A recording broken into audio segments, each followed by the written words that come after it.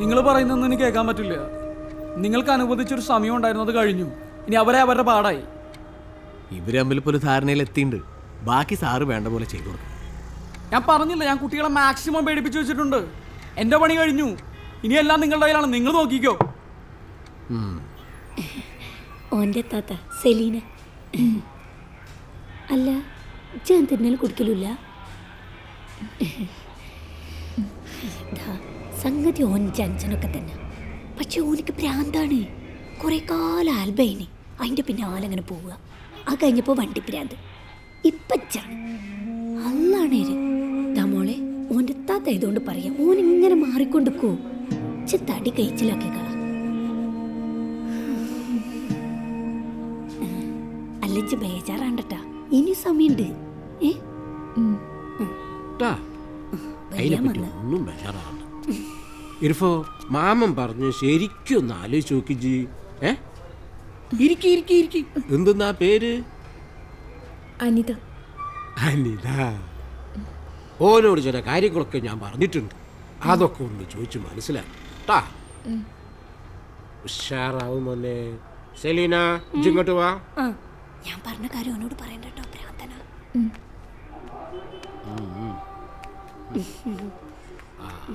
കൊടുത്തില്ലേ? അല്ല, നിങ്ങളിപ്പോ പള്ളിയിലേക്കാ പോണ്?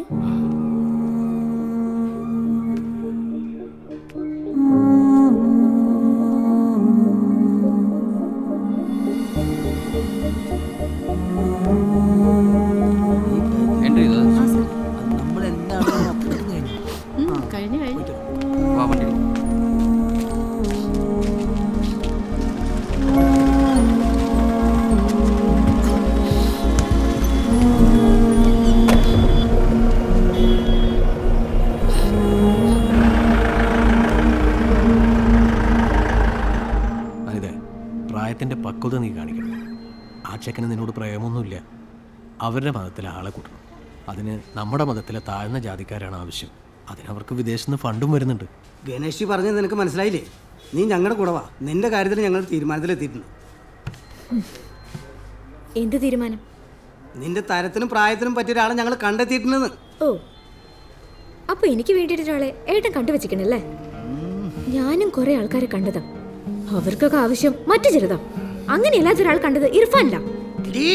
നിന്റെ അഴിഞ്ഞാട്ടത്തിനെ ഞാൻ ഇർഫാനെ വിട്ടിട്ട് വരില്ല. ഞാൻ ഓന്റെ കൂടെ തന്നെ ജീവിക്കും. ഇത്രയും കാലം ഏട്ടൻ തീരുമാനിച്ചില്ലേ, ഇത് എന്റെ തീരുമാനം.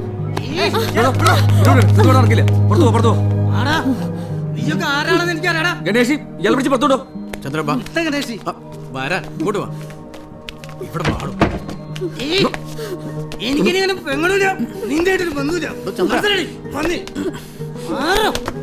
അവർക്ക് പോലീസ് കുറച്ചുകൂടെ ഒരിക്കലാക്കി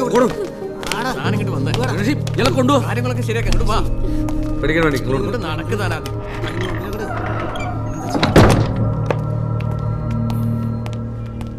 മണിയർവാതിലെന്തിനപ്പോ പോലീസുകാരൻ പൊട്ടിയത്? നീ തുളക്കിടന്ന് എന്തൊക്കെയാണ് ഒപ്പിക്കണാവും. നമ്മളിനിപ്പോ എന്താ ചെയ്യാ? എന്നോട് കൂടെ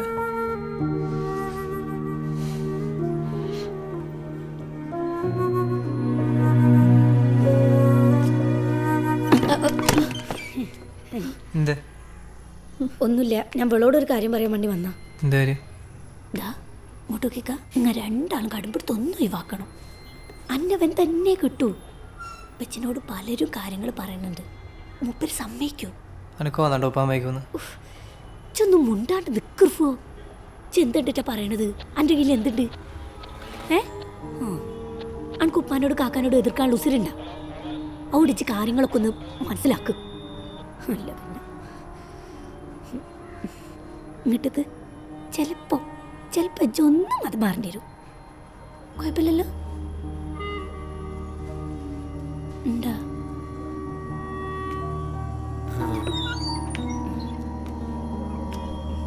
പള്ളി കഴിഞ്ഞ് ഇവിടെ എത്തണ വരെ ബാപ്പാനോട് കാര്യങ്ങളെല്ലാം പറഞ്ഞിരിക്കണം.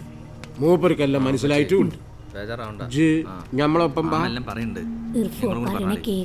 ഞാൻ കൊടുക്കാം. എന്നാ ഉമ്മച്ചിയാ, എന്താ എന്നോട് പറയാണ്ടെന്ന്?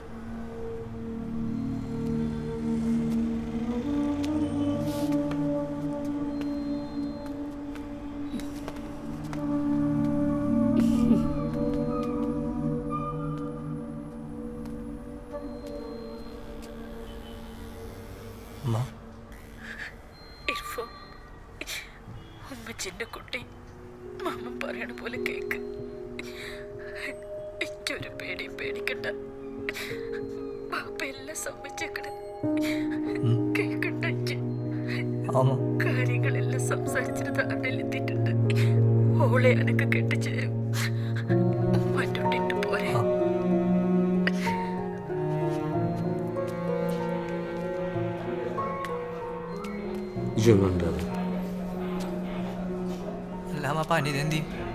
ഓളോട് കാര്യങ്ങളൊക്കെ കേട്ടി പറയും. മോനെ ഇപ്പം നമ്മളോളെ പുറത്തൊരു സ്ഥലത്ത് കൊണ്ടാക്കണ ബുദ്ധിയല്ല. അവിടെ ഓളെ ആൾക്കാർ വന്ന് പ്രശ്നം ഉണ്ടാക്കും. നമുക്കോളെ റെസ്ക്യൂ ഹോമിലാക്കാം. അവിടെ ആകുമ്പോൾ പോലീസുകാരൊരു നോട്ടം ഉണ്ടാകും. പക്ഷെ അനിത പോലീസുകാരോട് പറയണം, ഞാൻ വീട്ടിൽ പോവില്ല, റെസ്ക്യൂ ഹോമിലേക്കേ പോകുന്നു. നാളെ ഇപ്പം ഞായറാഴ്ചയല്ലേ, തിങ്കളാഴ്ച നമുക്ക് കാര്യങ്ങളൊക്കെ അവിടെ തീരുമാനിക്കാം. ഇനിയൊരു തീരുമാനം പറയണ്ട ഇജ്ജാ.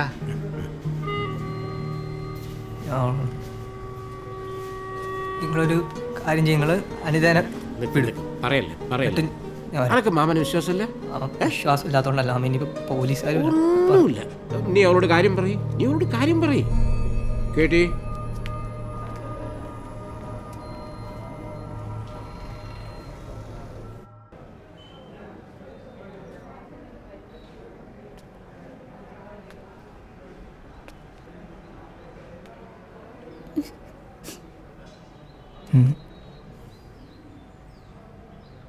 ഈ പോയിക്കോ.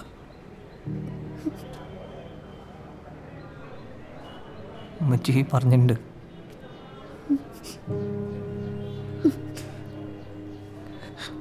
ഉമ്മച്ചി പറഞ്ഞിട്ടുണ്ടല്ലോ.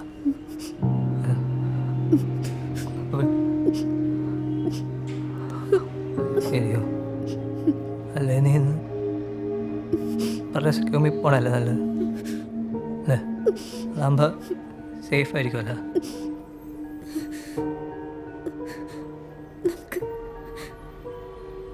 നമുക്ക് ഒരുമിച്ച് ജീവിക്കാൻ കഴിയും ഇർഫാനെ. അവൾക്ക് പറ്റൂടോ? ആയില്ലേ?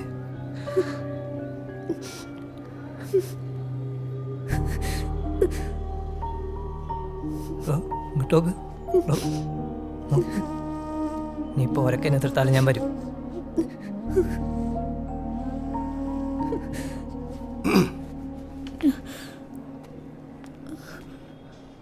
അബു കാര്യമൊക്കെ പറഞ്ഞില്ലേ? എൻ്റെ ഉമ്മക്കാരെയാണ് എൻ്റെ കാര്യം പറഞ്ഞിട്ട്. ഞാൻ സെലീനും പോവാണ്. ഇജ്ജ് കലീലിനോട് ബാക്കിയൊക്കെ പെരേപ്പി പറയാം.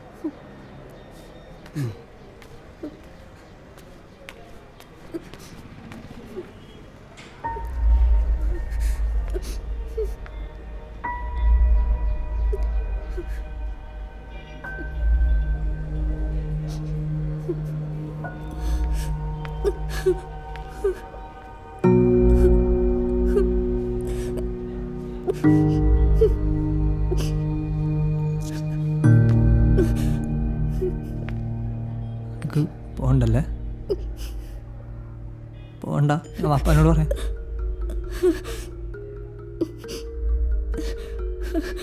എല്ലാം ശരിയോ? ചെല്ലേ, നീ പോ.